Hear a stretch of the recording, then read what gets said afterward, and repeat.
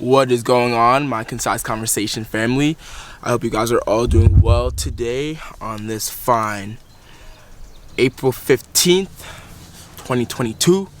I'm doing well. Right now I'm at UCR's Botanical Gardens, just enjoying my day. It's a Friday, it's pretty nice out, so I'm doing my thing. So I'm continuing with the series Thought-Provoking Questions, or really just starting it off.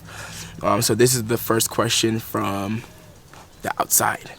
So this question is coming from my homie back home and from Pennsylvania, Michael. So let's get into it.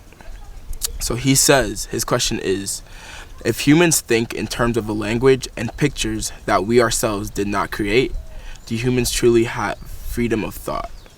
Do humans truly have freedom of thought? This is a great question. Right off the bat, very philosophical.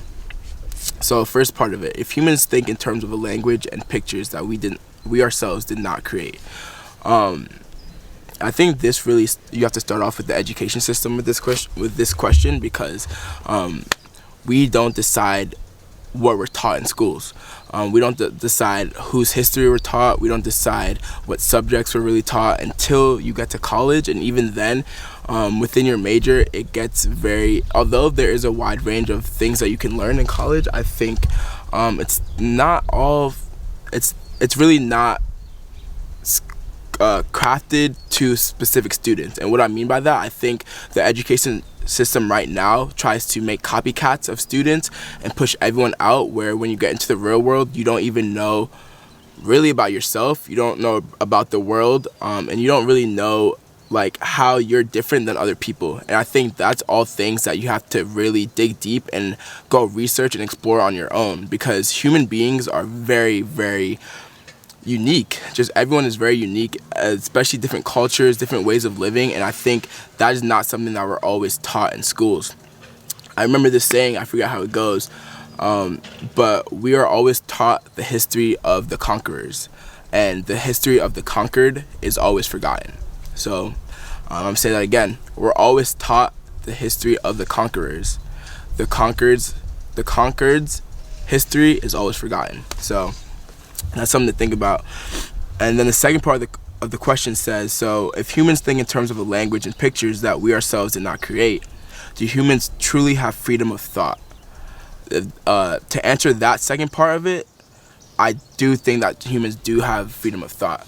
I think, again, it behooves you to go out and do your own research and figure out what knowledge that you want to take out of the world, because we do have freedom of thought. Like, especially now that I've gone through my 4 years of college, I can say, did I learn a lot? I don't know. I learned a lot about life, and I learned a lot about being independent and finding your own path and looking within yourself and learning about yourself. Would I say the curriculum that I learned was super beneficial to my life? I can't really say that, to be honest with you. So that's why I'm saying now it's on me to go out and educate myself about the things that I want to educate myself about. And I think that is the freedom of thought.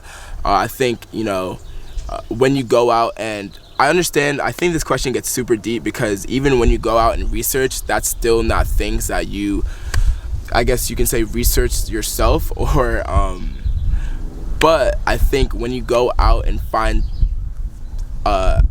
pools of research that are about what you want to learn about, if that makes sense, I think, yeah, it's more power to you. Like, you go and educate yourself about the things that you want to educate yourself about. And to take it a step deeper, to get even more philosophical, I think I'm an avid meditator, so I meditate. I'd like to say I meditate pretty often. And I think what meditation is, one tweet that I saw was that praying is talking to the universe and meditation is listening to the universe. And I think when you meditate, and when you really, really try and be present and really try and be still and listen and take the time to really listen, I think the universe can teach you things that real life or this material life cannot.